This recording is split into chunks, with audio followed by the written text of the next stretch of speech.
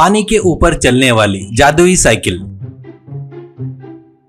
मलकापुर नामक गांव में मुन्ना बोलकर एक व्यक्ति रहता है। मुन्ना की पत्नी जमुना और चिंटू नाम का एक लड़का रहता है।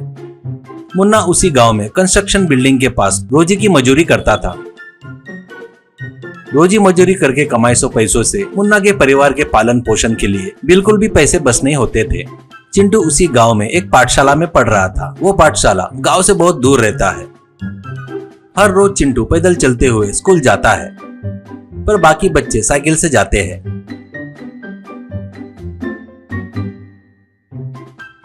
स्कूल बहुत दूर रहने से वो बहुत थक के घर पर आता था। स्कूल में भी लेट पहुंचता था। स्कूल के मास्टर जी उसको डांटते रहते थे।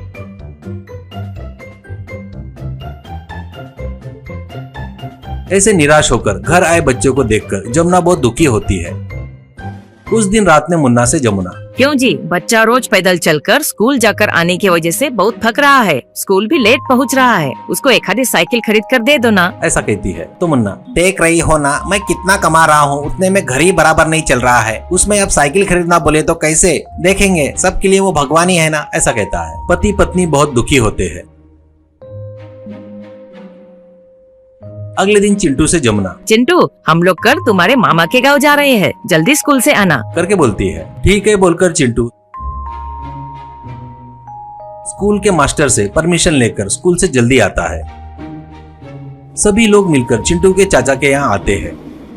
चाचा रमेश और चाची उनका साधारण तरीके से उनका आवभगत करते हैं। चिंटू से, क्या चिंटू अच्छे से पढ़ रहा है ना, ऐसा कहता है। बाद में सब लोग मिलकर खाना खाते हैं। बाद में रमेश बाहर जाते हुए, भैया तुम सब आराम करो, मैं दुकान में जा रहा हूँ, ऐसा कहता है। वो सुनकर चिंटू, चाचा जी मैं भी तुम्हारे साथ दुकान में आऊँ क्या, ऐसा कहता है। रमेश ठीक है बोलकर चिंटू को अपने दुकान में लेकर जाता है। रमेश की दुकान एक पुरानी वस्तुएं खरीदने की दुकान थी। वहाँ पर हर तरीके के सामान रहते हैं। चिंटू उस दुकान में आकर देखता है तो उस दुकान में पुराने फोन, पुराने घड़ियां, पुराने वस्तु से भरी थी। वो देखकर चिंटू को लगा कि जैसे वो एक म्यूजियम में आया है करके बड़े आश्चर्य से वैसे पूरी दुकान भर घूमते हुए देख रहा था। तभी उसको दूर से एक पुरानी साइकिल दिखाई देती है। उस साइकिल के पास जाकर चिंटू उस साइकिल को देखता है तो उस साइकिल को पैडल नहीं था और साइकिल पुरानी सड़ गई थी।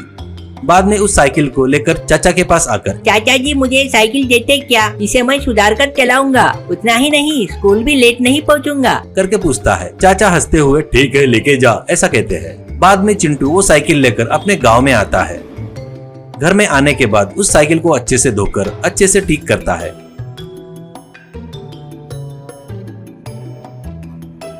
बाद में उस साइकिल को साइकिल की दुकान में ले जाकर पैडल लगवाता है। बाद में चिंटू वो साइकिल चढ़ने जाता है तो पैर रखता है तो, चिंटू मुझ पर पहले पैर रखना, अब संभल कर करके सुनाई देता है। चिंटू बड़े आश्चर्य से इधर उधर देखता है कौन है करके। बाद में, मैं साइकिल बात कर रहा हूँ, ऐसा कहता है। साइकिल कहीं बात करती है क्या, ऐसा चौंक कर साइकिल से, तुमको बात करना भी आता है क्या, ऐसा पूछता है तो साइकिल, मुझे बात करना आता है, मैं मायावी साइकिल हूँ, मैं रोड पर ही नहीं हवा में पानी के ऊपर भी चल सकता हूँ, ऐसा कहता है। चिंटू, मैं नहीं मानता। तो साइकिल, अगर देखना है तो चल ट्राई करते हैं, ऐसा कहती है। तुरंत चिंटू साइकिल पर चढ़कर हवा में उड़ने को कहता है। साइकिल ऊपर हवा में उड़ती है। हवा में पक्षियों के साथ साइकिल पर उड़ रहा था चिंटू को बहुत मजा आता है। बाद में नदी के पास आकर पानी के ऊपर साइकिल चलाना शुरू करता है। पानी के ऊपर साइकिल चल रही थी तो चिंटू के खुशी का ठिकाना नहीं रहता। बहुत खुश होकर साइकिल को थैंक्स कहता है।